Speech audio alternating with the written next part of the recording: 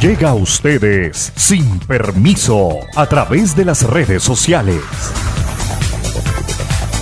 Norbey Palacio Bolívar y Mario Germán Grajales. Sin permiso. Somos un programa periodístico que te trae las noticias más importantes y análisis en profundidad.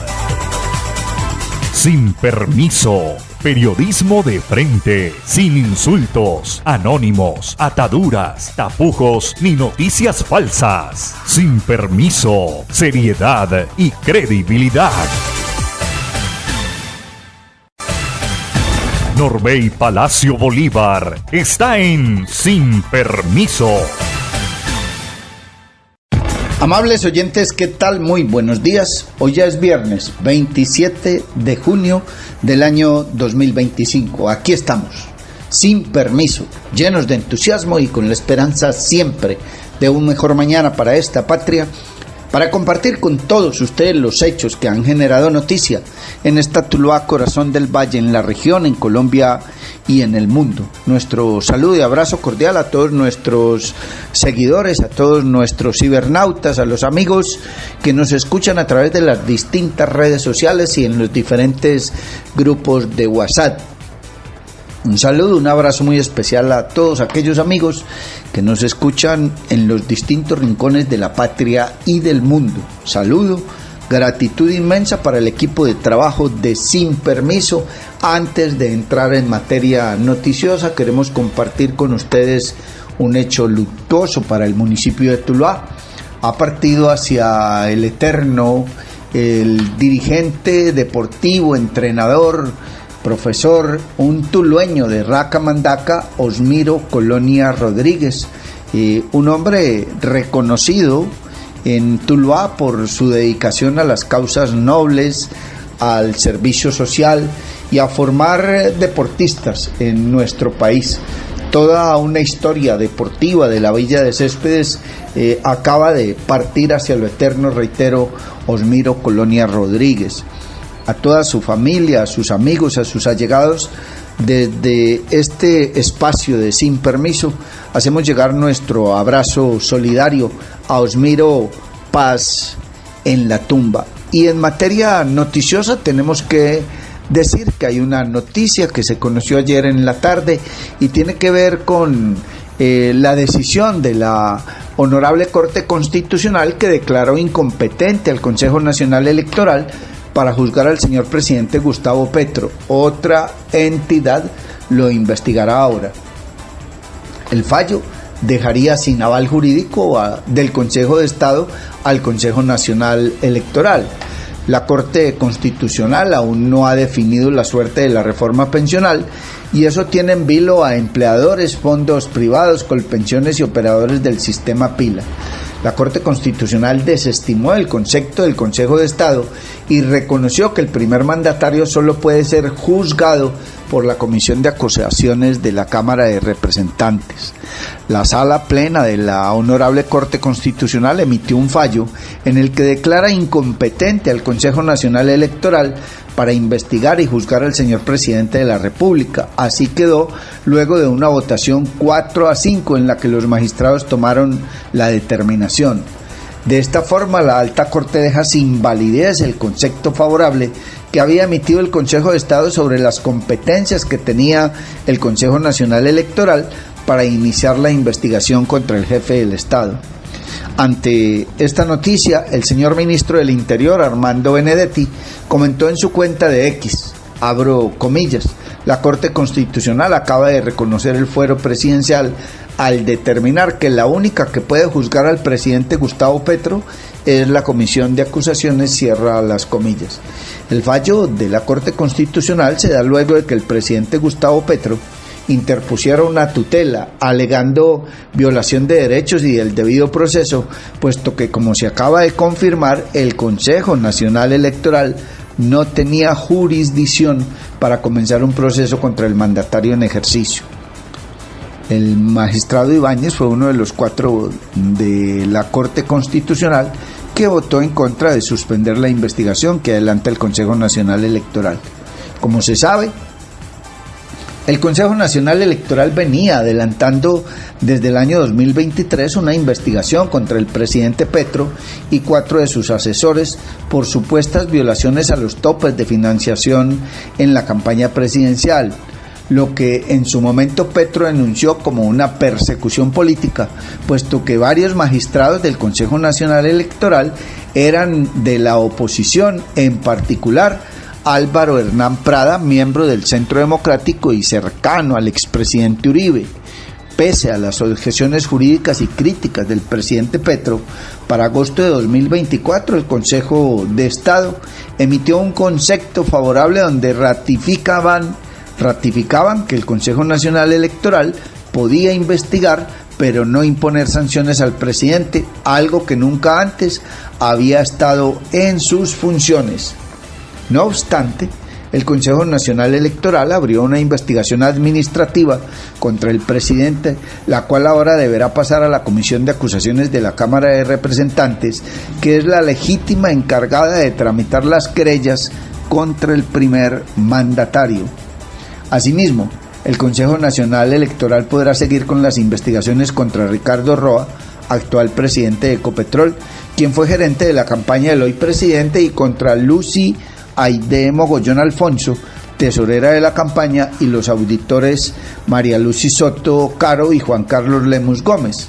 Es importante recordar que la investigación surge a partir de unas inconsistencias financieras halladas en las cuentas de la campaña presidencial de Gustavo Petro. Según el Consejo Nacional Electoral, para la primera vuelta presidencial se superaron los topes electorales en más de 3.709 millones de pesos, mientras que para la segunda vuelta se habrían dejado de reportar 1.646 millones de pesos, lo que llevaría a un gran total de 5.355 millones, de acuerdo a lo que se indicaron en una ponencia de los magistrados Prada y Ortiz.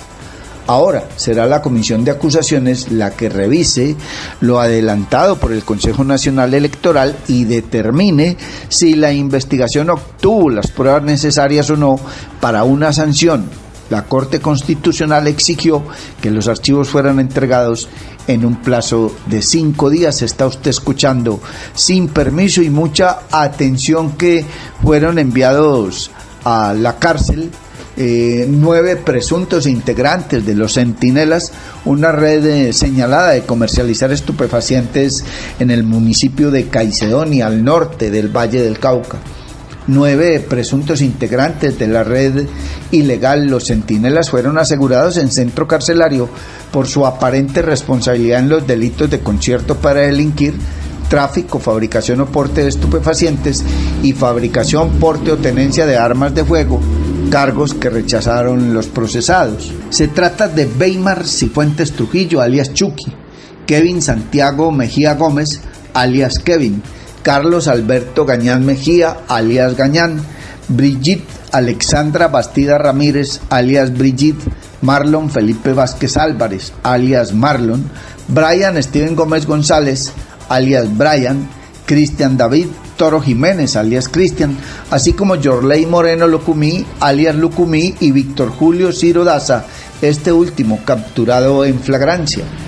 Las labores de policía judicial evidenciaron que estas personas serían las responsables del comercio local de estupefacientes en el barrio obrero del municipio de Caicedonia, al norte del Valle del Cauca. Un fiscal de la seccional Valle del Cauca aportó elementos materiales probatorios que vincularían a los procesados con la comercialización en pequeñas dosis de marihuana y cocaína por precios que oscilaban entre los 5.000 y los 12.000 pesos cada una. Uniformados de la SIJIN de la Policía Nacional fueron los encargados de materializar las capturas. Está usted escuchando Sin Permiso, y a esta hora, con los muy buenos días, le damos la bienvenida a nuestro compañero, colega y amigo Mario Germán Grajales. Mario Germán Grajales está en Sin Permiso. Los buenos días para usted también, don Norbey Palacio Bolívar. Los buenos días para don John F. García. Y los buenos días, la gratitud, como siempre, a todos nuestros seguidores. De antemano, un feliz fin de semana para todos. mucha atención, bloque de búsqueda logra la captura de presuntos responsables de actos terroristas del 10 de junio en el municipio de Jamundí. Este jueves 26 de junio se conoció la captura de 4 personas, 3 hombres y una mujer, por su presunta participación en los atentados terroristas simultáneos ocurridos el pasado 10 de junio en Jamundí, Valle del Cauca, en los que 3 personas murieron y 10 resultaron heridas. Según explicó el comandante de la Policía Metropolitana de Cali, general Carlos Oviedo, estas personas harían parte de la red de apoyo a la estructura residual de la columna Ricardo Velázquez del Frente Jaime Martínez de las disidencias de las FARC, que tiene injerencia en la zona rural del municipio de Jamundí. Un importante resultado operativo en el marco de la creación del bloque de búsqueda contra el multicrimen, que viene adelantando unas actividades operativas articuladas con la Fiscalía General de la Nación, el Cuerpo Técnico de Investigación Criminal y la Tercera Brigada del Ejército Nacional.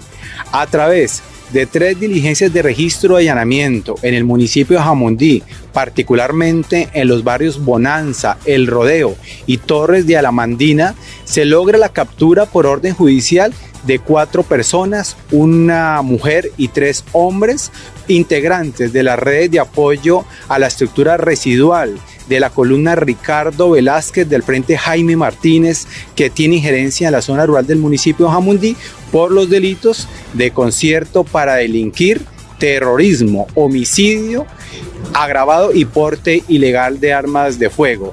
A estas personas se les atribuye directamente acciones terroristas simultáneas ocasionadas el pasado 10 de junio en el municipio de Jamundí, en el sector de Potrerito, El Rodeo, Sachamate y Huachinte, que dejaron como resultado lastimosamente 3 personas muertas y 10 lesionadas, entre ellos 2 miembros del Ejército Nacional.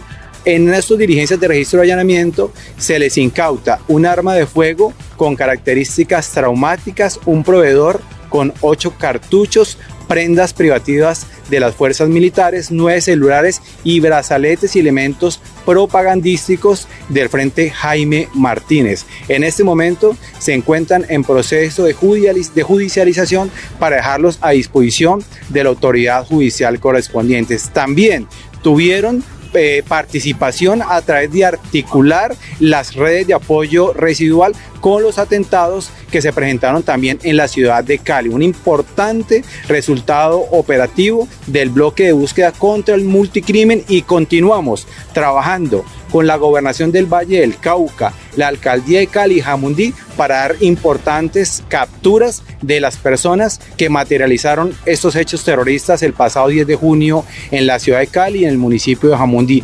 Recordar la bolsa de recompensa de hasta 300 millones de pesos que está ofreciendo la Gobernación y la Alcaldía a la línea contra el multicrimen 321-394-5156. Recordar que la captura de alias JF, quien era el jefe de comisión de esta RAER del Frente Jaime Martínez, era la persona que articulaba y que ordenaba a los demás integrantes. Particularmente la mujer que fue capturada era la dinamizadora y coordinaba con los demás integrantes de la RAER las acciones terroristas tanto en el municipio de Jamundí como en la ciudad de Cali. Claro que sí, por eso es muy importante las capturas de estas 4 personas que hacen parte de la red de apoyo a estructuras residuales y que participaron directamente en los 5 eventos realizados en el municipio de Jamundí, y también articularon las capacidades de esta RAER en los atentados que se desarrollaron aquí en la ciudad de Cali. Vive una experiencia mágica con la naturaleza en Macumba, acogedoras zonas sociales, senderos ecológicos, zona de camping, piscina infinita con agua natural y una espectacular vista del Valle del Cauca. Visítanos en la vereda cristalina vía a Palermo, a tan solo 2 kilómetros del casco urbano en Trujillo, pasadías y hospedaje. Información y reservas 315-551-0120, 313-743-9042. Encuéntranos en Facebook, Hospedaje Campestre Macumba, Mirador del Valle. Amor, se tapó el baño y el lavaplatos, ¿qué hacemos? que esto no suceda. El cuidado del alcantarillado empieza por casa. No arrojar desechos de comida ni aceites por el lavaplatos, tampoco residuos por el sanitario y mucho menos a los sumideros en las calles. Evitemos taponamientos y posibles inundaciones. Deposita adecuadamente la basura y sácalas en horarios establecidos. Cuidemos nuestro alcantarillado. Una campaña de Centroaguas. Calidad de agua, calidad de vida. Sin permiso.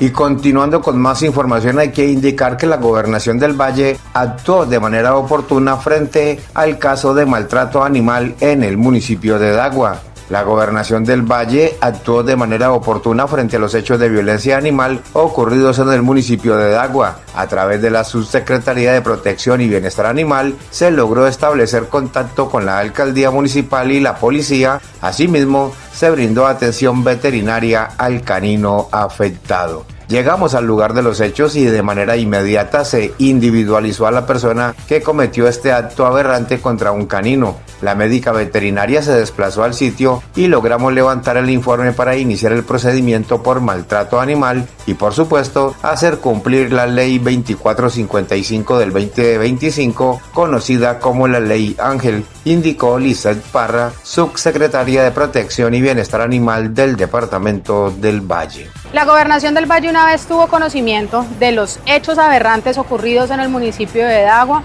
se puso en contacto con la Alcaldía Municipal, quien actuó de una manera rápida. Nos contactamos también con la policía y llegamos al lugar de los hechos y de manera inmediata se individualizó a la persona que cometió estos hechos aberrantes contra un canino. La veterinaria se desplazó al lugar de los hechos y logramos levantar el informe para iniciar el procedimiento por maltrato animal, por supuesto acatando la Ley 2455 del 2025, Ley Ángel. El canino actualmente no presenta lesiones graves, por lo tanto el procedimiento se realizará ante inspección de policía y por supuesto solicitando que quede el registro en medidas correctivas frente a estos hechos sucedidos y que queden los antecedentes de esta persona que incurrió en un presunto delito de maltrato animal. Algo muy importante es que desde la Gobernación del Valle atendemos de manera inmediata los casos reportados por maltrato animal, pero estamos solicitándole a la ciudadanía que no solamente envíe videos de manera informal, sino que también presente la denuncia para que nosotros podamos remitir inmediatamente a las autoridades competentes y los casos puedan obtener el procedimiento respectivo. En este caso, logramos que la persona hiciera la denuncia y logramos adelantar el proceso que actualmente está en curso. El canino actualmente se encuentra con sus cuidadores después de haber hecho toda esta revisión médico-veterinaria y por supuesto se continuará con todo el proceso policivo respectivo para poder llegar al esclarecimiento de todos los hechos, imponer la sanción respectiva y por supuesto que sea incluida esta persona dentro de las medidas correctivas en sus antecedentes.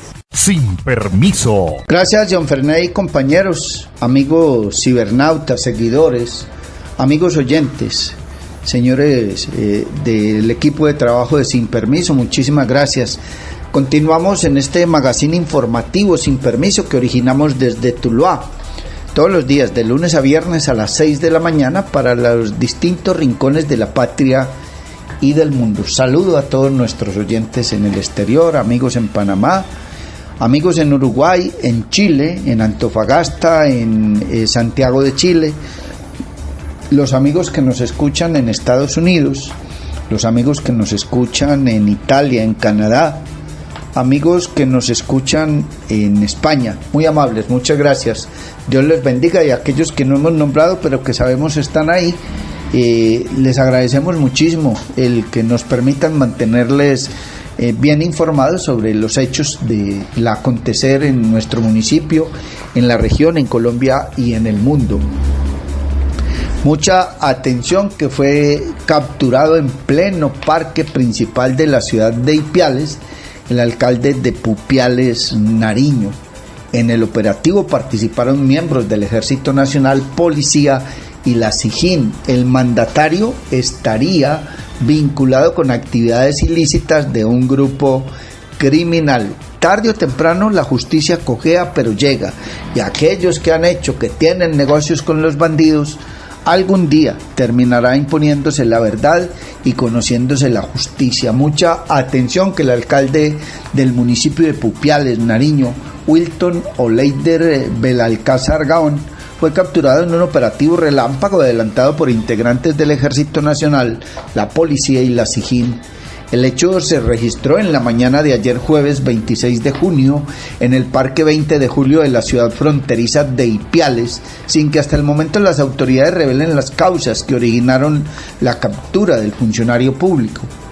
Unas horas más tarde, el alcalde fue trasladado hasta la ciudad de Pasto, donde al parecer fue conducido hasta las instalaciones de la Fiscalía General de la Nación para ser sometido al proceso de legalización de su captura. Al parecer, su detención estaría relacionada con una investigación por presuntos vínculos con actividades del narcotráfico, como lo reveló en su momento un medio de comunicación. Se trata del medio Cuestión Pública, que en el año 2023, tras una investigación periodística, logró establecer que el entonces candidato a la alcaldía de Pupiales, Wilton Oleider Belalcázar, presuntamente estaría investigado por la DEA por pertenecer a una organización criminal dedicada al tráfico de cocaína desde Nariño hacia los Estados Unidos. El sindicado y capturado habría negado los señalamientos. Sin embargo, el señor Belalcázar había negado categóricamente los señalamientos que hizo en su contra el mencionado medio de comunicación y había asegurado que se trataba de una jugada sucia de sus detractores políticos y que él tenía una hoja de vida pulcra e intachable. Antes de las elecciones y sin argumentos, se me acusó de ser el jefe de una red de narcotráfico con sede en Pupiales, pero la gente no creyó en esas patrañas y me apoyó en las urnas, había indicado el hoy alcalde detenido. Belalcázar ejerce el cargo de alcalde de Pupiales desde el 1 de enero de 2024, luego de haber resultado elegido en las elecciones regionales del 29 de octubre de 2023, con el aval del Partido Conservador Colombiano para el periodo comprendido entre los años 2024 y 2027. En esa jornada democrática logró obtener un total de 6.160 votos. Fue la segunda vez que se postulaba para ocupar el mismo cargo, por cuanto en el año 2019 había presentado su nombre con el respaldo del Partido Conservador, pero no alcanzó los votos necesarios. El alcalde actualmente preside la Asociación de Municipios Renacer Sur, la cual la conforman los municipios de Pupiales, Guaitarilla, Zapuyés, El Contadero, Córdoba, Funes, Gualmatán, Iles, Ospina, Potosí y Túquerres. La captura del funcionario, al parecer con fines de extradición, se cumplió en el parque principal de la ciudad de Ipiales, distante a solo 30 minutos de Pupiales, causando una gran sorpresa entre los ciudadanos que a esa hora de la mañana del jueves caminaban por el céntrico lugar al ver un buen número de hombres del Ejército Nacional, Policía y SIJIN, cuando lo conducían con mucha rapidez y en medio de fuertes medidas de seguridad al funcionario y lo ingresaron a unas camionetas que estaban allí estacionadas. Hay una gran expectativa en el departamento de Nariño por el desenlace de este caso y por las medidas judiciales que se puedan causar contra el alcalde de Pupiales en las próximas horas. Obviamente, como lo sostenemos siempre, respetamos el debido proceso y la presunción de inocencia. Capturado pero no vencido en juicio. Se habla de extradición, aún no extraditado. Estaremos atentos al desarrollo de esta noticia para mantenerles informados. Y de otra parte hay una muy positiva noticia para el departamento del Valle del Cauca y para el país. Se entregaron resultados muy positivos en la lucha contra las estructuras criminales de los grupos armados ilegales en el suroccidente del país. Fue descubierta una estructura ilegal señalada de desviar combustible a gran escala para las disidencias de las FARC.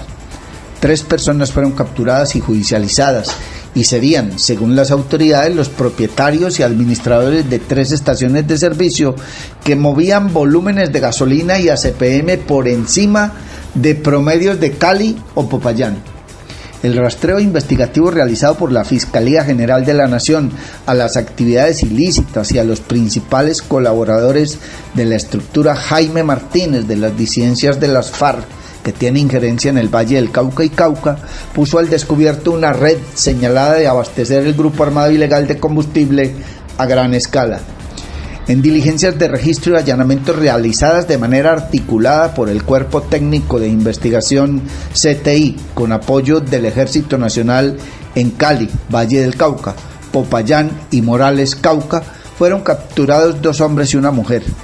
Serían los propietarios y administradores de 3 estaciones de servicio utilizadas para obtener y desviar hidrocarburos para el procesamiento de estupefacientes, ejercer actividades de extracción ilegal de minerales y garantizar el funcionamiento de los vehículos, motocicletas utilizados por cabecillas y demás integrantes de la Jaime Martínez.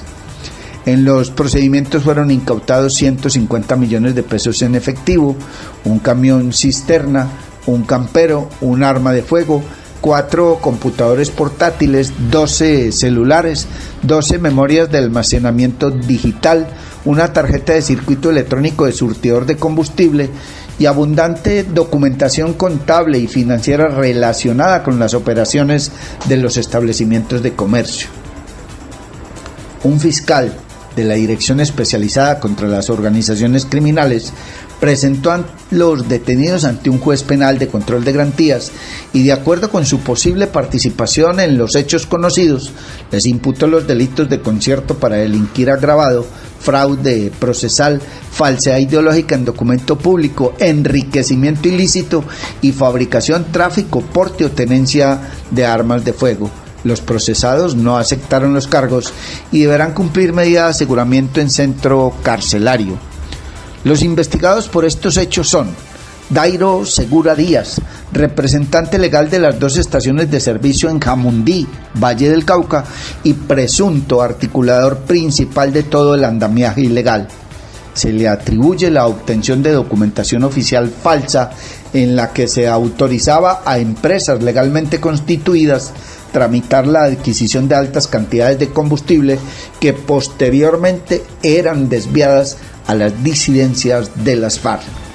Faber Gabriel Noguera Castillo, propietario de una estación de servicio ubicada en la vereda San Isidro, en Morales, Cauca, y señalado socio de Segura Díaz, estaría involucrado en la utilización de vehículos cisterna para transportar el combustible a zonas de influencia de la estructura Jaime Martínez. Cris Joana Madroñedo Guzmán, quien sería la encargada del manejo financiero y administrativo de la red. Su rol incluía la contratación de trabajadores.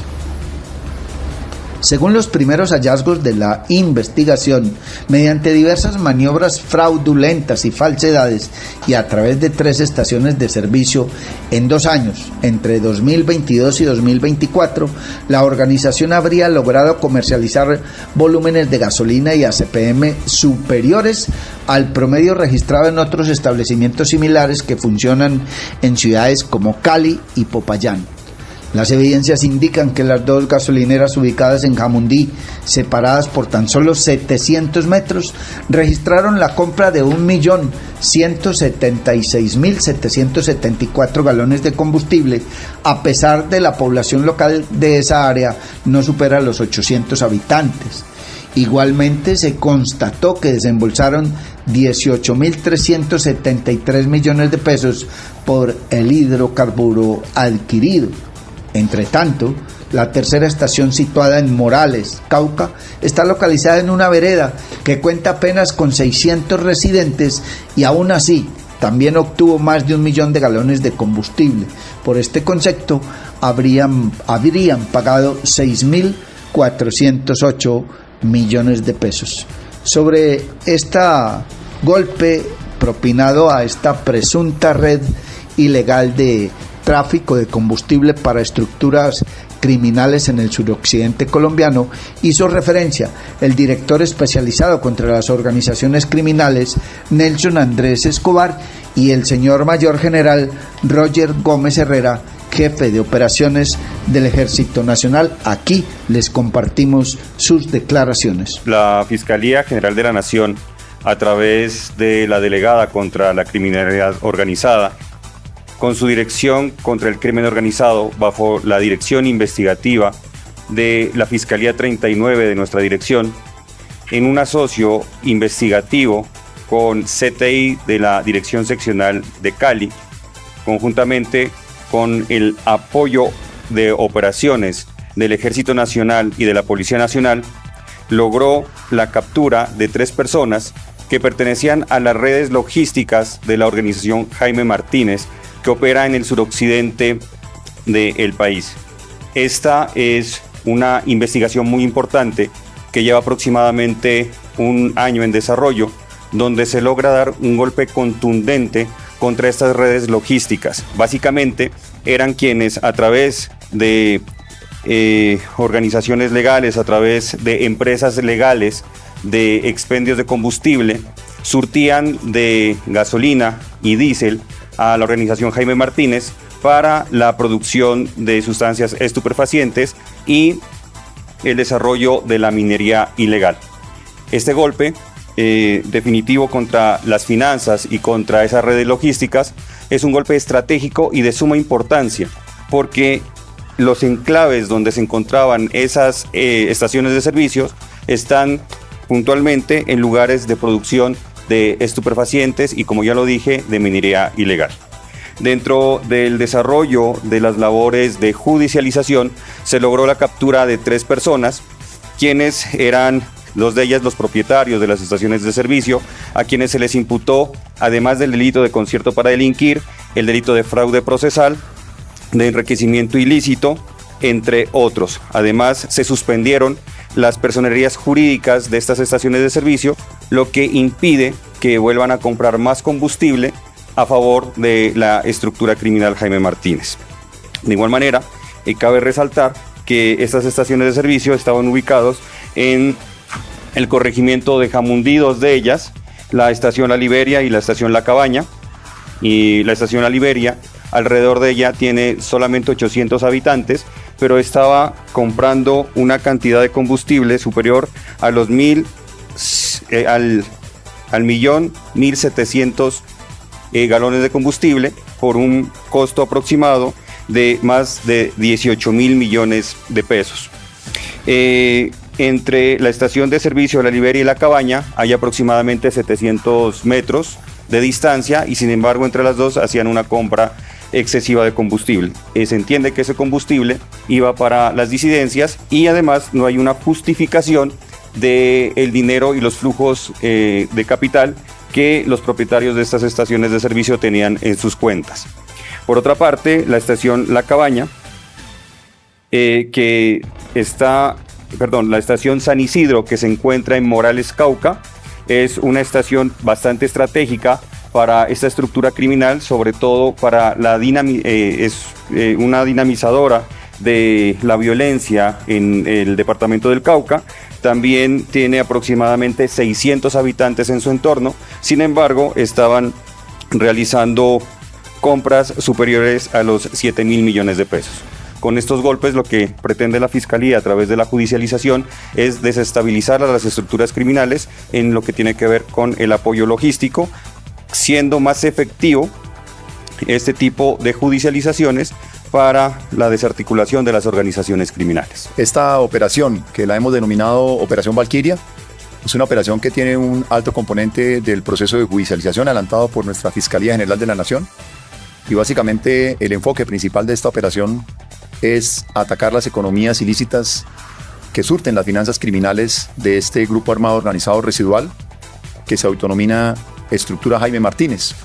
Esta estructura es la estructura que pertenece al Estado Mayor Central, cuyo cabecilla principal es alias Iván Mordisco. Esta estructura Jaime Martínez es la estructura que nos ha venido adelantando acciones criminales en el Valle del Cauca y en el norte del Cauca, principalmente las acciones terroristas que se cometieron hace pocos días, de las que todos fuimos testigos, en los municipios de Santander de Quilichao, de Jamundí, de Cali y otros municipios también del departamento del Cauca. Esta estructura Jaime Martínez Es una estructura que básicamente se lucra del narcotráfico que se produce en esa área contaminada de la parte alta de Jamundí que conecta con el Naya y igualmente de la explotación ilícita de yacimientos mineros, especialmente en el oro, que se explota en Suárez, en Buenos Aires y en Morales. Estas estaciones de servicio lo que estaban era surtiendo el combustible para esas dos economías ilícitas, tanto el narcotráfico como la explotación ilícita de yacimientos mineros. Es un golpe muy importante que se causa a las economías ilícitas, a las finanzas criminales de esta estructura Jaime Martínez, que como ya lo he dicho, pues nos ha venido causando muchísimo daño y que es la principal articuladora del narcotráfico en el Valle del Cauca y en el norte del Cauca, empleando los corredores del narcotráfico principalmente del Naya hacia el sector del Pacífico. Importantes los resultados que se obtuvieron, estas 4 capturas, igualmente la incautación de 150 millones de pesos en efectivo, celulares, equipos de cómputo y vehículos que eran empleados por esta organización justamente para esa actividad ilícita. Es un resultado muy importante y es la demostración de la conjuntez entre las operaciones militares, desde luego, lideradas por los procesos de judicialización liderados por nuestra Fiscalía General de la Nación, en un trabajo interagencial que nos permite a nosotros golpear a esas estructuras criminales. Está usted escuchando Sin Permiso y a esta hora don Mario Germán Grajales nos presenta más información. Sin Permiso. Y mucha atención, tras denuncia de la gobernadora del Valle, intervienen estaciones de gasolina ilegales en el municipio de Jamundí. Luego de 15 meses de solicitudes insistentes al gobierno nacional para la clausura de 2 estaciones de servicio en zona rural de Jamundí y una más en Morales, norte del Cauca, la gobernadora Dila Francisca Toro confirmó la intervención de las gasolineras que estarían operando desde el 2022 y la captura de quienes figuran como propietarios y administradores de los establecimientos, un logro en la lucha contra los grupos criminales que afectan a Jamundí, Cali y la región. 2 estaciones de gasolina que venden la mitad de lo que vende Cali en un año de gasolina, la denuncié. La fiscalía intervino, hizo la investigación y me acaban de dar la noticia de que ya fueron intervenidas. Se capturaron, ya se dio de baja a esas estaciones que eran muy importantes como insumo para el narcotráfico, aseguró la mandataria de los vallecaucanos. Desde un principio estábamos diciendo, desde que yo llegué a la gobernación, vamos a controlar territorialmente la zona rural de Jamundí. Y ahí hay estaciones de gasolina en la zona rural, 2 estaciones de gasolina que venden la mitad de lo que vende Cali en un año de gasolina. La denuncié, en la fiscalía intervino pues y toda la investigación y ayer me acaban de dar la noticia de que ya fueron intervenidas, ya se capturaron, ya se les dio baja a esas estaciones de gasolina que son tan importantes porque es el insumo para el narcotráfico. Y una de las cosas es que hay que afectarle los recursos, porque es lo que genera el combustible para la oleada de violencia. Ahí está, por ejemplo, la coca, la minería ilegal, y tenemos que trabajar en eso precisamente para poder lograr tener tranquilidad. Vive una experiencia mágica con la naturaleza en Macumba, acogedoras zonas sociales, senderos ecológicos, zona de camping, piscina infinita con agua natural y una espectacular vista del Valle del Cauca. Visítanos en la vereda Cristalina, vía a Palermo, a tan solo 2 kilómetros del casco urbano en Trujillo, pasadías y hospedaje. Información y reservas 315-551-0120, 313-743-9042. Encuéntrenos en Facebook, Hospedaje Campestre Macumba, Mirador del Valle. Amor, se tapó el baño y el lavaplatos, ¿qué hacemos?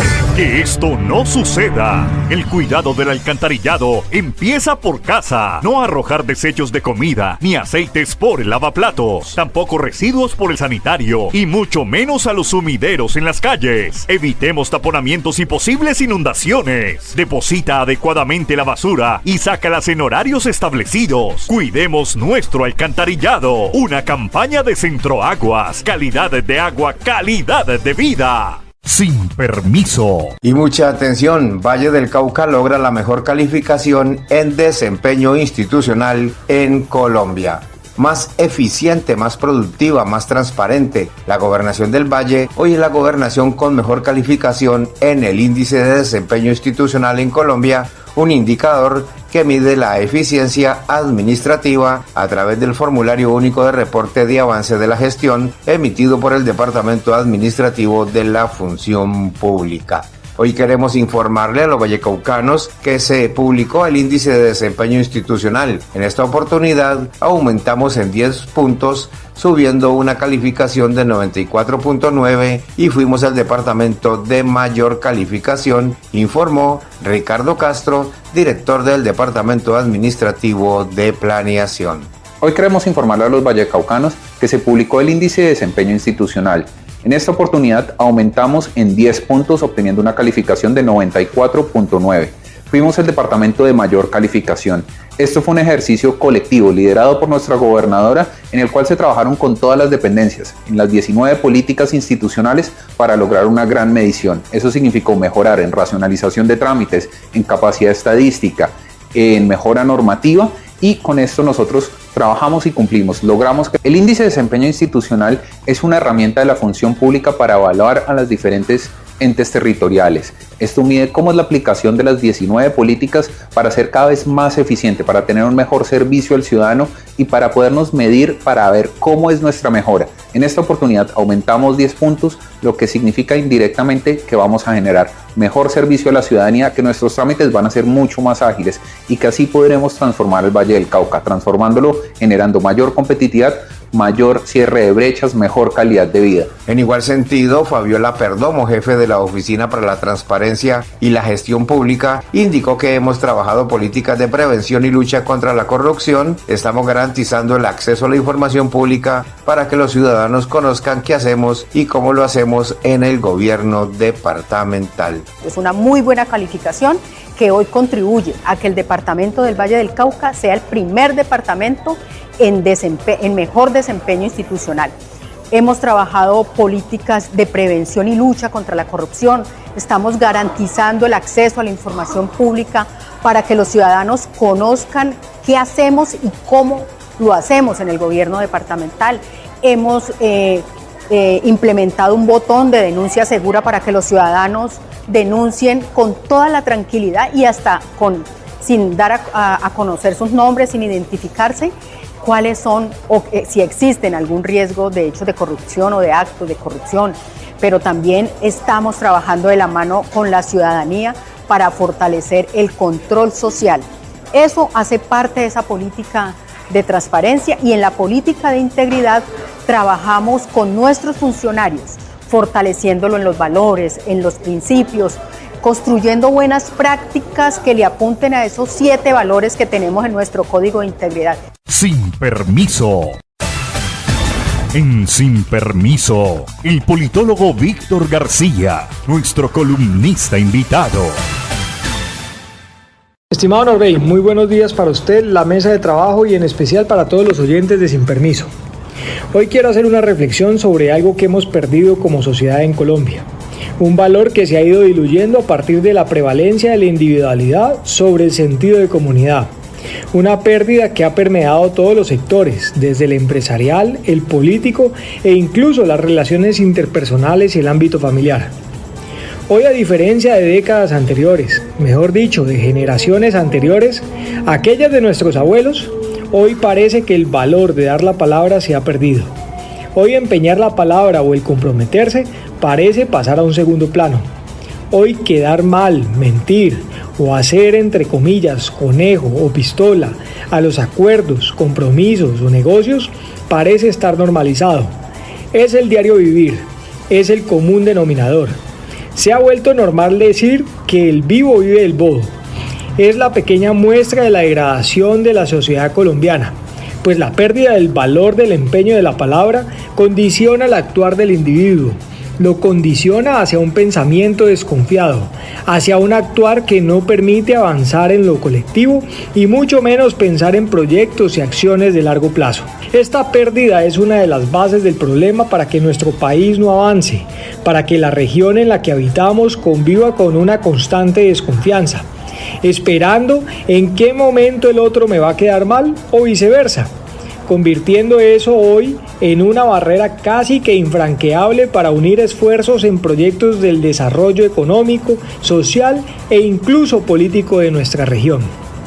El pensamiento de la inmediatez, una causa o consecuencia, como se le quiera mirar, que permitió el arraigo de factores como el narcotráfico en nuestra región, un flagelo que hoy aún nos atormenta, ese pensamiento del todo para allá, de la manera rápida, llámese poder, dinero, entre otras, ha sido nuestra perdición.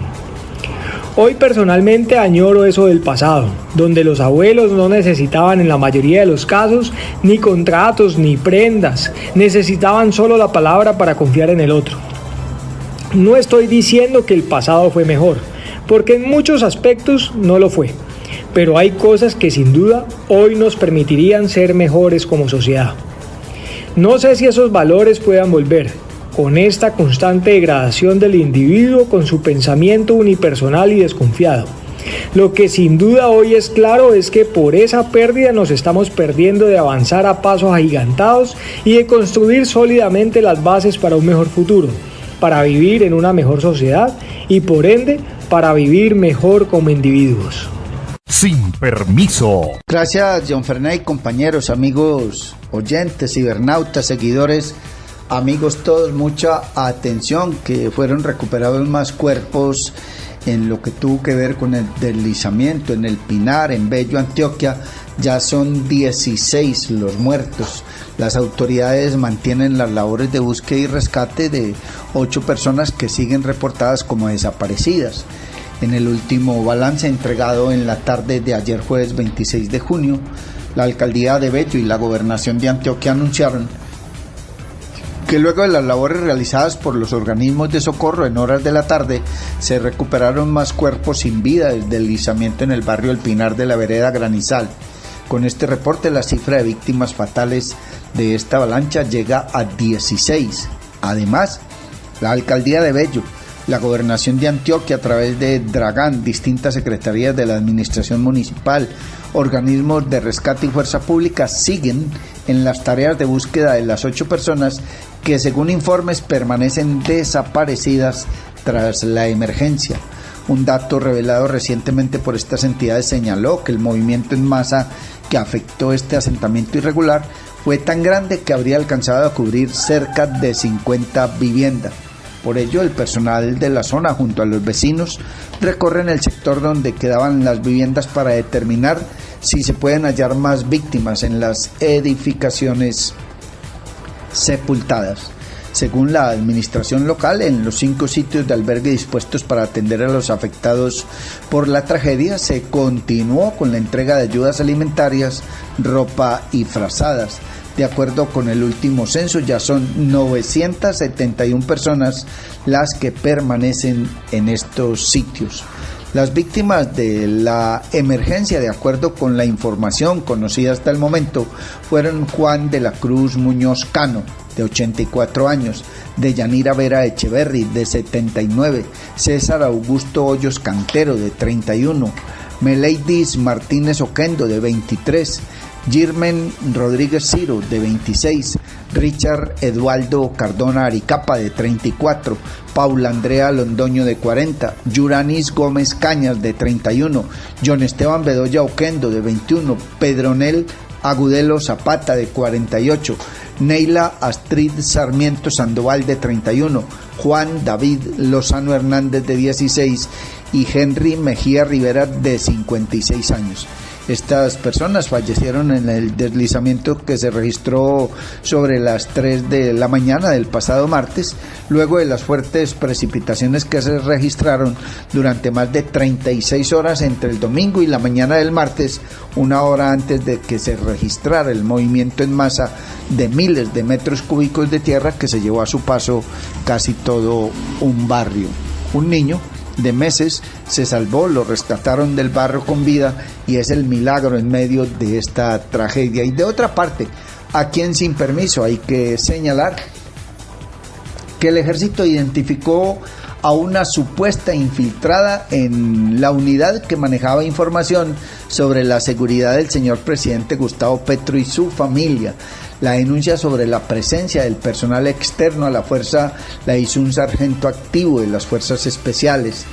En diálogo con la revista Semana, el comandante encargado del ejército, el general Eric Rodríguez, reveló que ya se tiene identificada a la mujer que, según el sargento David Rubiano, se infiltró en el ejército y habría obtenido información sensible sobre la seguridad de la familia presidencial.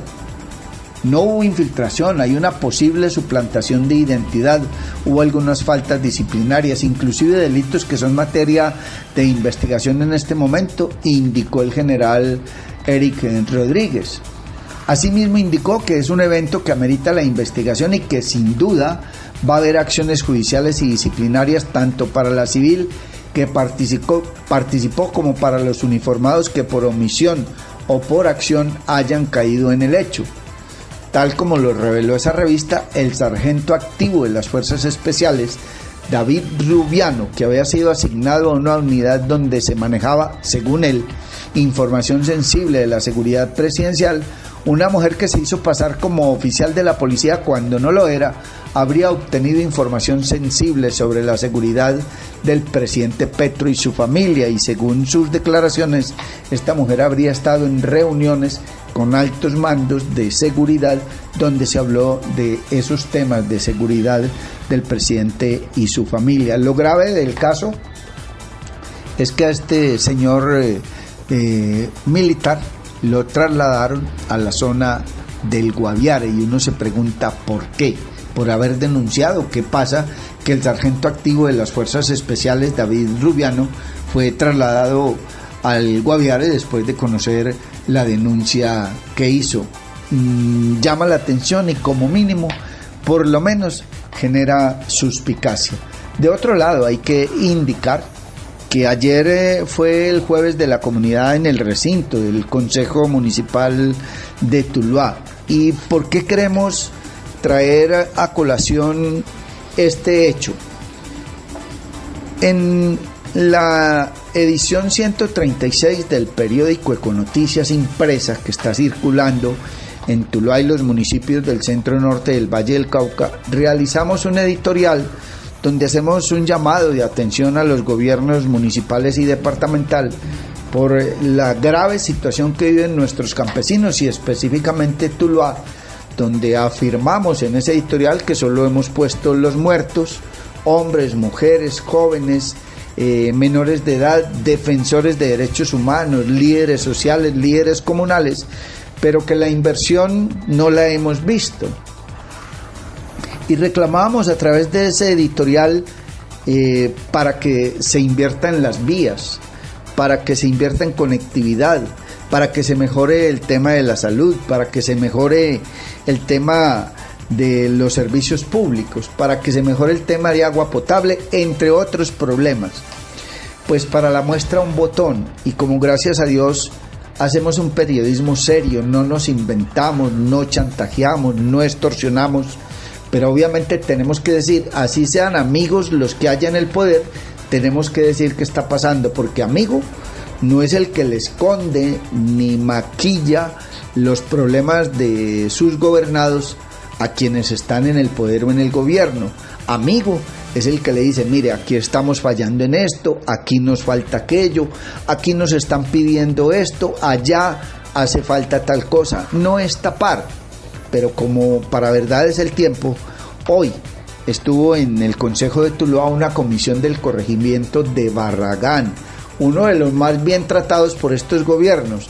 Estuvo don Hernán Arango, quien hizo un discernimiento y reclamó por el tema del alumbrado público a lo que llamó extorsión. Pues de nuestra propia cosecha y sin querer ser abogados de oficio ni del diablo, hay que decir que el tema del alumbrado público no es de la Celsia ni de la EPSA. Ese es un tema que no es un servicio público, sino un impuesto. Lo tasa y lo ordena el Consejo Municipal, y ese alumbrado público está concesionado, si no estoy mal y la memoria no me falla, a 20 años y lo presta una empresa privada de Tuluá. Ese impuesto lo recoge el municipio y en ese convenio le entrega los recursos a esa empresa que es la encargada de prestar ese servicio de alumbrado público. ¿Qué le cobran a don Hernán Arango y demás propietarios de predios rurales, no solo en Barragán sino en los demás corregimientos? Una vaina que en materia de servicios públicos se llama cobro por reflejo, es decir, que todos los habitantes del sector pagan por iluminar, por ejemplo, el parque y las calles del centro poblado de Barragán. Esta explicación me la dieron hace tiempo y la comparto con los oyentes para darle claridad a don Hernán Arango y a los amigos de el corregimiento de Barragán y demás que reclaman sobre ese impuesto que les está llegando de alumbrado público y que llega en la factura del servicio de energía. Responsable el Consejo, sí, es quien aprueba el acuerdo con ese impuesto, y responsable la administración que entregó en Concepción ese tema del alumbrado público a 20 años. Ahí se pensionó no sé quién, pero aseguraron la pensión a 20 años. Hernán Arango, campesino de vieja data, de Raca Mandaca, líder del corregimiento de Barragán, sobre ese particular dijo lo siguiente ayer en el Consejo Municipal. No se presta. Les iba a contar una anécdota. Yo enfrente de mi casa tenía una lámpara que me alumbraba la casa para llegar. Algún día llegó yo, miraron la lámpara y la vieron. ¿Qué hace la lámpara allí? Pues alumbrarme. Digo, no se puede tener, prohibido. Me la quitaron y la tenía conectada al servicio que pagaba. Yo pagaba en la cuenta. ¿Cómo le parece? Bueno, la quitaron y se la trajeron. Hasta eso más, porque tiene la Celsia un defecto, y diría yo que es un abuso contra el campesino, que cuando van y cortan una energía se traen el contador y la cometida, sin ser de ellos, porque algunos campesinos cuando nos instalan la energía y se quiere pagar el arriendo del contador, o lo va a comprar por cuotas, o lo va a poner usted. Y las redes, bueno, a mí personalmente me ha gustado siempre que sea mío. He comprado el contador y he pagado las acometidas. Y entonces yo no entiendo por qué si me van a quitar la energía, cogen el contador y se lo traen, carajo, lo decomisan, lo cautivan, lo secuestran, se lo traen. Entonces una vez vine para reinstalar, dijo, tiene que comprar el contador. Y dijo, ¿pero por qué si el contador se lo trajeron? Quiero preguntarle una cosa, don Hernán.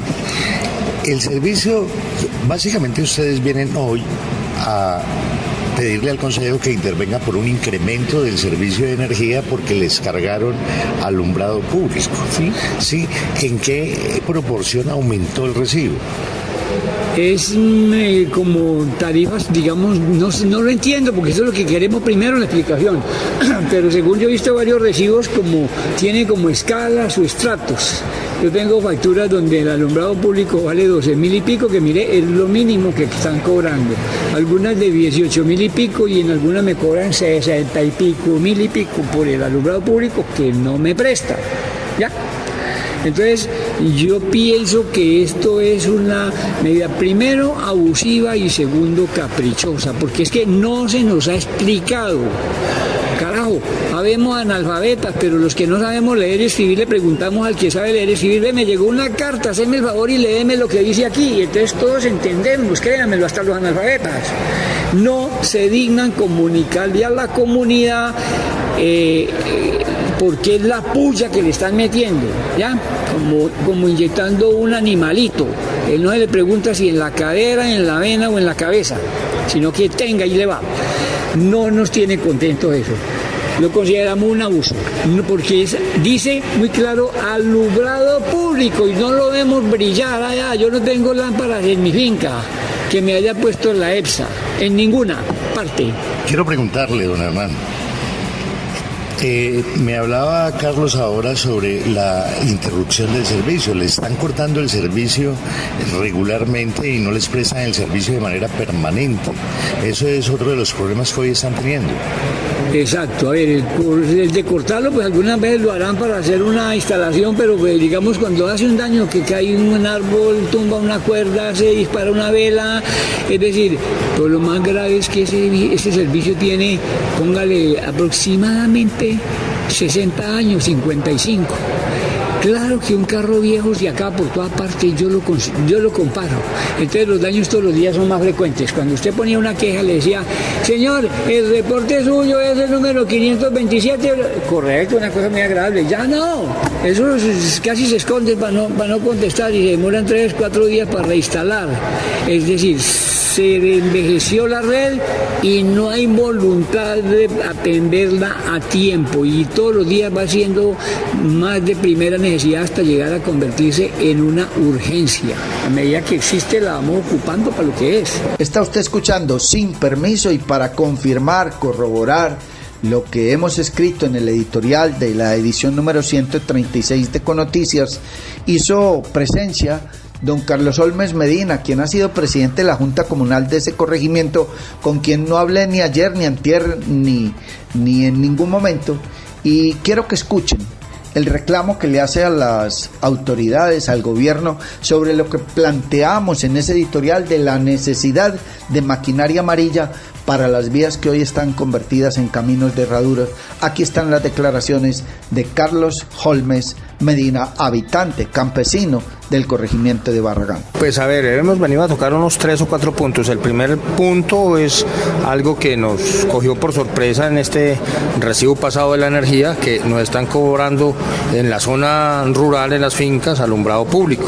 Pues eso no lo pagábamos, pero ahora nos llegó en el cobro. Entonces es preguntar por qué nos están cobrando alumbrado público en las fincas, y segundo también como asentar la queja por el mal servicio de la SECSIA en Barragán. O sea, nosotros cuando se nos va la energía, por lo regular duramos 2 días sin energía y en el mes se nos va 3 o 4 veces.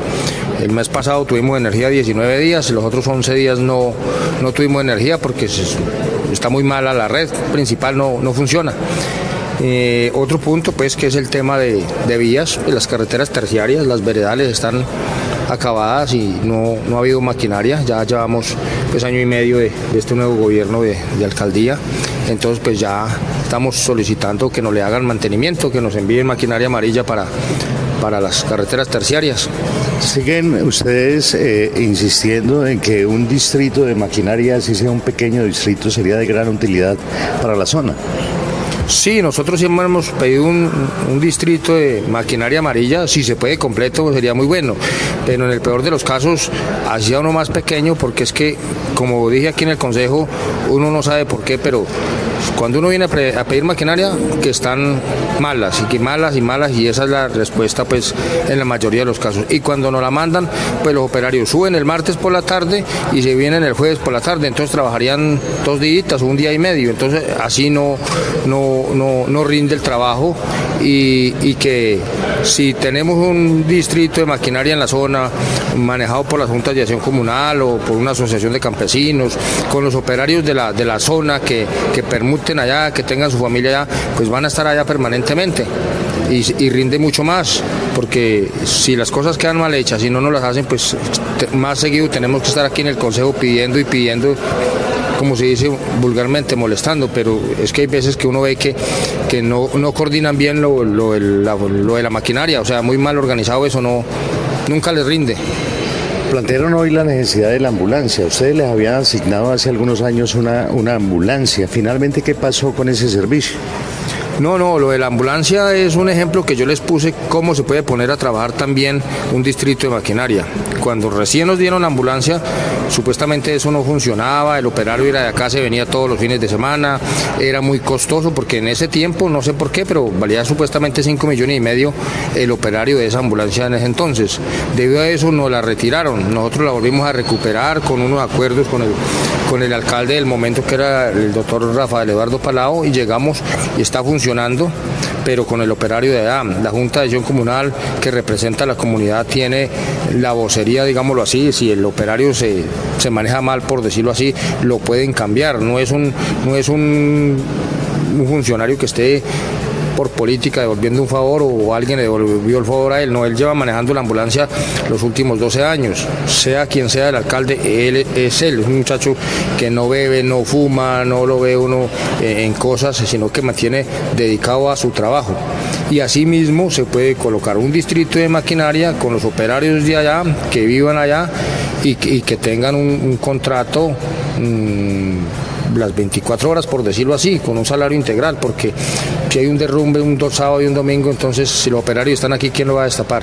Y mandar una retro desde aquí hasta Barragán o una de sus veredas a destapar derrumbe sale muy costoso. Si la maquinaria estuviera allá, toda la alta montaña estaría presta a cualquier calamidad de una época de lluvia y mejor mantenimiento para las vías. Está usted escuchando Sin Permiso y a esta hora don Mario Germán Grajales nos presenta más información. Sin Permiso. Y mucha atención, ya están abiertas las inscripciones para el voluntariado de los Juegos Departamentales 2025. Alcanzar los 200 voluntarios es la meta que se ha puesto la Gobernación del Valle luego de abrir oficialmente la convocatoria para el registro de voluntarios que deseen apoyar con su labor los Juegos Departamentales, Paradepartamentales y Sordodepartamentales del Valle del Cauca 2025. Estos se llevarán a cabo del 20 de julio al 7 de agosto. El certamen tendrá como sede principal a Palmira, además del Cerrito, Guacarí, Ginebra y Cali como subsedes. La gerente de Indervalle, Ana Milena Orozco, confirmó que hasta el próximo 5 de julio estará abierta la única fase de inscripción para todas las personas que deseen vincularse a este importante evento multideportivo regional a través del link www.juegosdelvalle.gov.co. Indervalle abrió oficialmente la convocatoria para el registro de voluntarios que deseen participar de los Juegos Deportivos Departamentales, Paradepartamentales y Sordodepartamentales del Valle del Cauca 2025, que se llevarán a cabo en Palmira, Cerrito, Guacarí, Ginebra y Cali del 20 de julio al 6 de agosto de este año. Los voluntarios son parte importante del evento multideportivo, quienes deberán estar siempre ahí en todos momentos, en escenarios deportivos, en hoteles, tras bambalinas haciendo recibimientos, ayudando a los aficionados, portando banderas en las ceremonias de premiación, apoyando a los medios de comunicación, además de estar pendientes de temas de acreditación, guías y ayudas en los equipos logísticos. Invitamos a todos los interesados a inscribirse hasta el próximo 5 de julio en juegosdelvalle.gov.co. Vive una experiencia mágica con la naturaleza en Macumba, acogedoras zonas sociales, senderos ecológicos, zona de camping, piscina infinita con agua natural y una espectacular vista del Valle del Cauca. Visítanos en la vereda Cristalina, vía a Palermo, a tan solo 2 kilómetros del casco urbano en Trujillo, pasadías y hospedaje. Información y reservas 315-551-0120, 313-743-9042. Encuéntrenos en Facebook, Hospedaje Campestre Macumba, Mirador del Valle. Amor, se tapó el baño y el lavaplatos, ¿qué hacemos?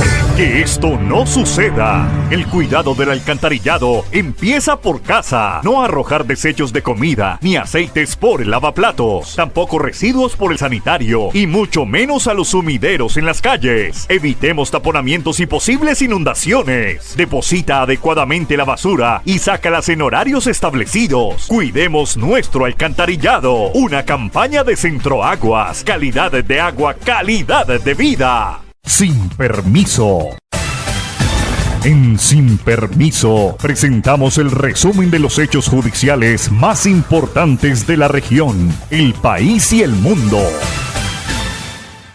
Así es, aquí están todos los hechos relevantes en materia judicial en Sin Permiso. Mucha atención. Municipio de Caicedonia. Allí se registró un homicidio con arma de fuego. En instalaciones de medicina legal del municipio de Caicedonia, por hechos ocurridos en la vereda Bosque Alto, personal de la SIJIN realizó la inspección técnica del cadáver de Luis Fernando López Gutiérrez, de 56 años. Esta persona presenta heridas con arma de fuego. Los móviles agresores son materia de investigación. Y mucha atención que 2 personas pierden la vida en Santiago de Cali a la salida del túnel mundialista, donde un motociclista colisionó con un ciclista. Indican que el paso por el túnel mundialista estuvo prohibido por varias horas. Desde la Secretaría de Movilidad indicaron que el ciclista murió en el lugar de los hechos y el motociclista en una clínica de la ciudad, lamentablemente. Unidades de criminalística realizaron la labor de la inspección al ciclista fallecido en la vía. En la entrada al túnel mundialista, el motociclista también falleció en una clínica para un total de 2 personas fallecidas, argumentan desde la Secretaría de Movilidad de la capital vallecaucana.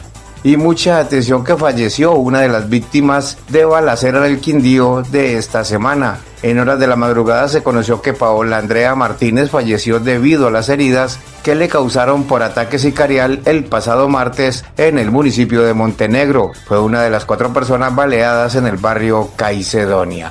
Y en Armenia, un hombre identificado como Gerson Leandro González Rojas fue asesinado a plena luz del día. Un sujeto atacó con arma de fuego a González Rojas en la calle 15 con carrera 21A, sector de la Chek, lugar céntrico de la ciudad de Armenia.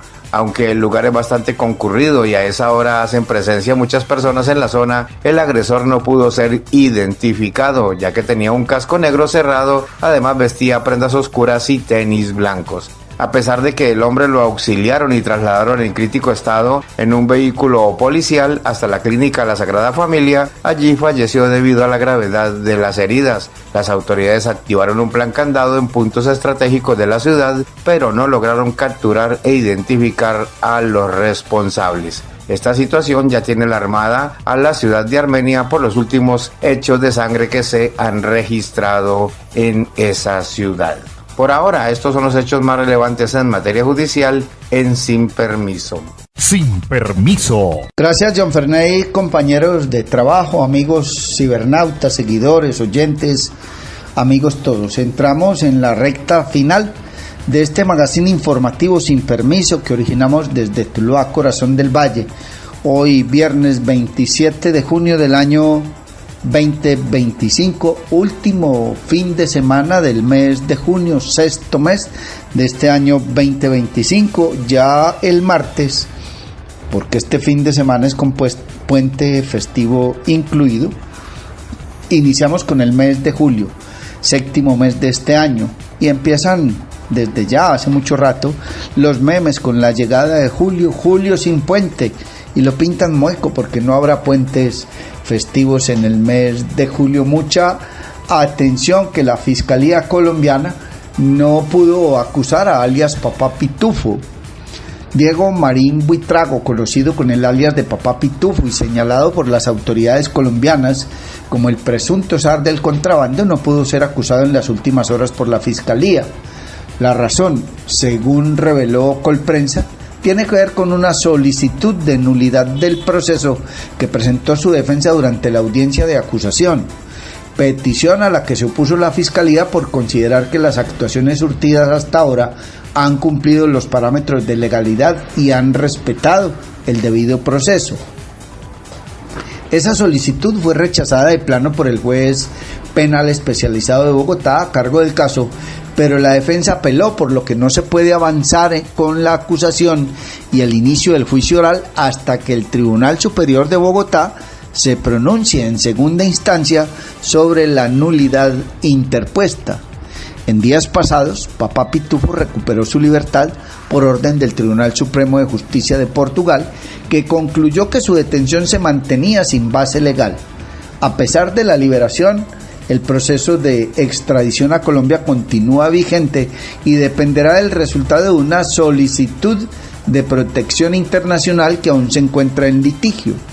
La decisión del Alto Tribunal portugués respondió a un recurso de habeas corpus presentado por la defensa de Marín Buitrago, quien permanecía en prisión desde el 3 de diciembre de 2024, cuando fue capturado por la Policía Judicial de ese país en cumplimiento de una orden de detención internacional emitida por Colombia. El máximo tribunal concluyó que la detención excedió los plazos legales establecidos por la legislación portuguesa y la normativa internacional sobre extradición, por lo que ordenó su inmediata puesta en libertad en una sentencia firmada el pasado 9 de junio. El proceso de entrega de Marín a Colombia está suspendido debido a que el colombiano presentó una solicitud de asilo ante la Agencia de Integración, Migración y Asilo de Portugal, aunque dicha petición ya fue rechazada en primera instancia el 17 de diciembre de 2024, Marín la impugnó judicialmente y el trámite no ha concluido. La legislación portuguesa impide la ejecución de extradiciones mientras se estudian recursos sobre solicitudes de asilo.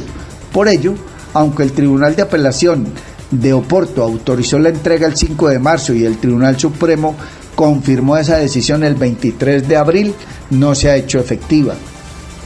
Desde la Fiscalía manifestaron que no habría disposición en lograr un preacuerdo con Diego Marín Buitrago, alias Papá Pitufo. Papá Pitufo es requerido por la justicia colombiana en el marco de un proceso penal que avanza en la Fiscalía Quinta delegada ante jueces penales del circuito especializado.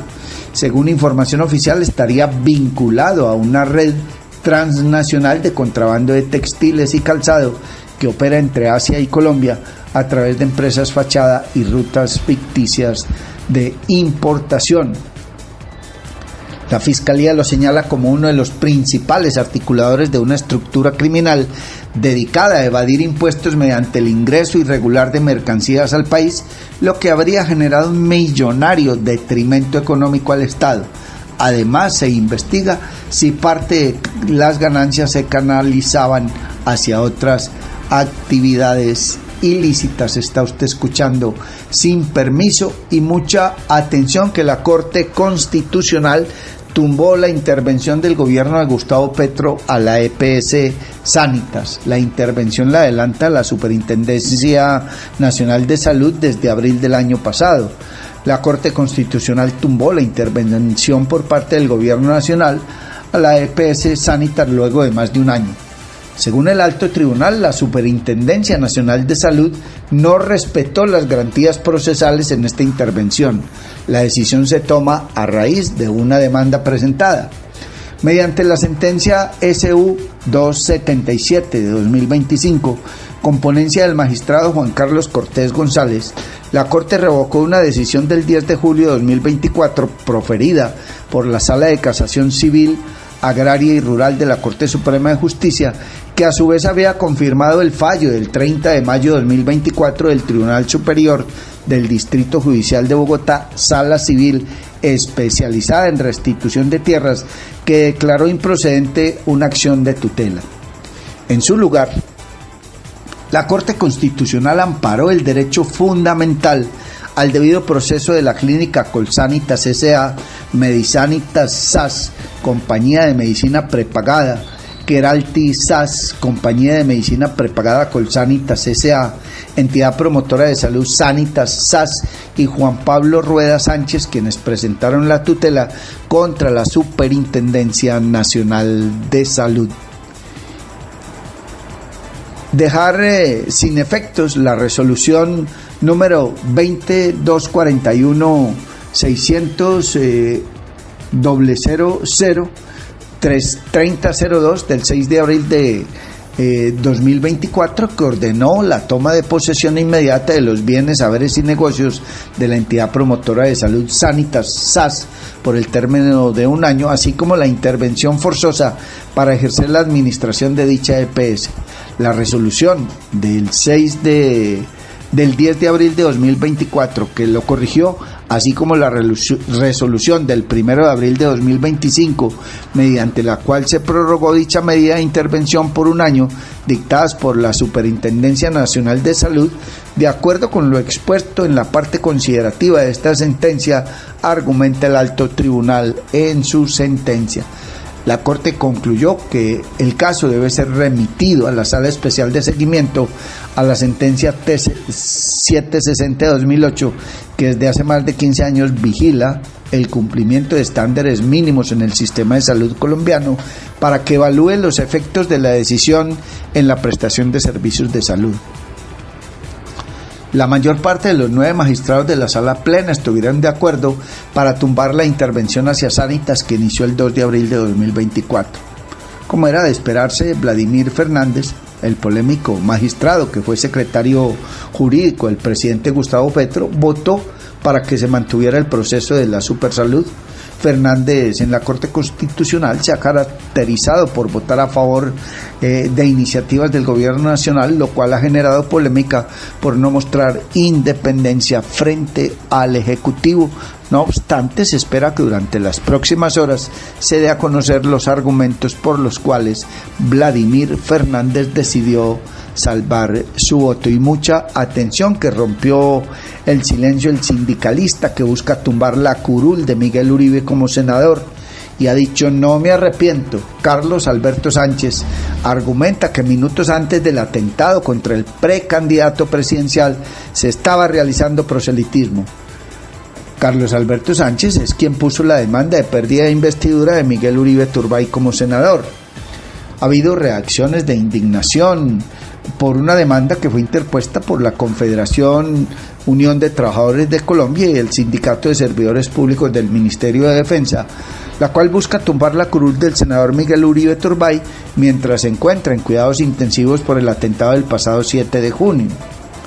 En ese contexto, Carlos Alberto Sánchez Gras, quien es el representante de ambas organizaciones en esta demanda presentada ante el Consejo de Estado, rompió su silencio, ratificando que no se arrepiente de haber radicado el recurso. No me arrepiento de haber interpuesto la demanda.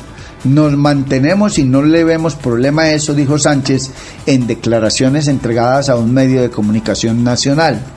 El demandante argumenta que Uribe Turbay, mientras realizaba un evento de su pre-campaña a la presidencia de la República, minutos antes del atentado en el Parque El Golfito del barrio Modelia en Bogotá, se estaba realizando una presunta acción de proselitismo político cuando la ley lo prohíbe. Nosotros como asociación sindical realizamos constantemente acciones jurídicas en cuanto a todo, porque entendemos que el sindicalismo en sentido amplio todo le compete, máxime en un tema político como el de este muchacho Miguel Uribe. Entonces simplemente es el desarrollo de una acción de las cuales nosotros acostumbramos a hacer todos los días acá en el sindicato. Esas son las motivaciones, explicó al medio de comunicación. El sindicalista enfatizó que no retirará la demanda. Asimismo, criticó la manera en que medios de comunicación han informado esa noticia, porque según él, una pérdida de investidura debe ser menos importante que los asesinatos a líderes sociales o policías.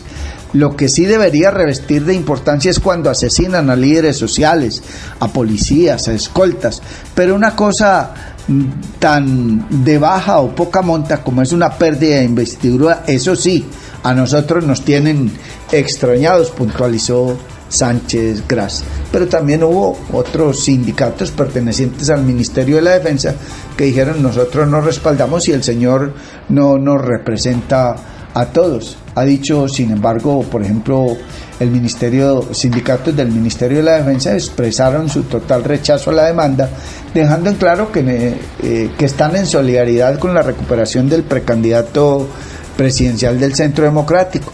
Este sindicato quiere dejar en claro a la opinión y a toda la ciudadanía que nada tenemos que ver con ese otro sindicato, es una decisión personal de ese sindicato y su presidente, no tenemos nada que ver con eso, al contrario, oramos y clamamos por la sanidad completa del senador Miguel Uribe, sentenció Cristóbal Castaño, presidente de la Asociación Sindical de Servidores Públicos No Uniformados del Ministerio de la Defensa. Y de otra parte hay que señalar que Colombia sigue siendo, lamentablemente, el país con mayor producción de cocaína, de sembrados, de cultivos ilícitos. Lamentablemente, pues, reiteramos, Colombia ocupa ese primer puesto de productor de cocaína en el mundo, según la Organización de las Naciones Unidas. El Informe Mundial sobre Drogas 2025 fue presentado ayer jueves en Viena, Suiza, y dio a conocer un aumento de producción global de cocaína en un 34% respecto a 2022, es decir, 3.708 toneladas de droga pura. La Oficina de las Naciones Unidas contra la Droga y el Delito atribuyó este aumento al crecimiento de los cultivos de hoja de coca en Colombia. de las 376.000 hectáreas de cultivo de coca en el mundo, la mayor parte de ellas se encuentran en Colombia, 253.000 hectáreas, lo que reafirma su posición como el principal productor de cocaína del mundo. Esos cultivos se encuentran principalmente y con mayor incremento en el suroccidente del país, donde hace fuerte presencia integrantes de las disidencias de las FARC que controlan este millonario negocio ilegal. El informe dedica un bloque a las organizaciones criminales que controlan el narcotráfico. La ONU especificó que estas estructuras no se limitan a actividades de tráfico de drogas, sino que buscan ejercer miedo y control social en los territorios. La primera en pronunciarse fue la embajadora de Colombia en Viena, Laura Gil, quien no aceptó este informe. En su cuenta de X señaló: no aceptaré jamás que seamos los malos, ni con la guerra contra las drogas ni con el nuevo enfoque. Colombia siempre intentó cumplir con sus obligaciones.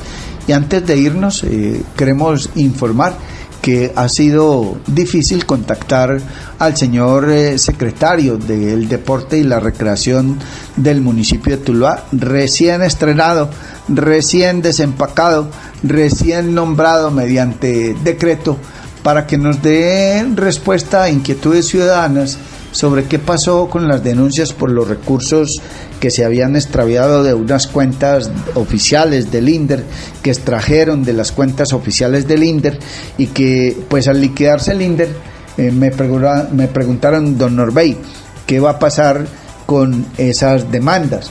Dije, vamos a consultar al señor secretario del Deporte y la Recreación, al licenciado Francisco Girón Ocampo. No ha sido posible que nos responda la comunicación. También queremos preguntarle por unas denuncias que nos han hecho ciudadanos, que nos dijeron: pusimos en conocimiento del director del INDER, del señor nuevo secretario del Deporte y la Recreación, licenciado Francisco Girón Ocampo, que había un funcionario del INDER que le pedía plata de los contratos que le firmaban a los contratistas de ese INDER, y que quieren saber qué pasó con esa denuncia. Amables oyentes, hasta aquí esta emisión de Sin Permiso. Dios mediante, si Él no dispone otra cosa, antes algo extraordinario nos sucede.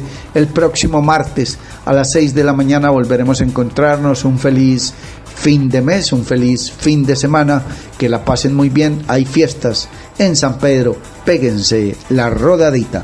Hasta el martes, Dios mediante, feliz día para todos. Llega a ustedes Sin Permiso a través de las redes sociales. Norbey Palacio Bolívar y Mario Germán Grajales. Sin Permiso. Somos un programa periodístico que te trae las noticias más importantes y análisis en profundidad. Sin Permiso. Periodismo de frente, sin insultos, anónimos, ataduras, tapujos ni noticias falsas. Sin Permiso, seriedad y credibilidad.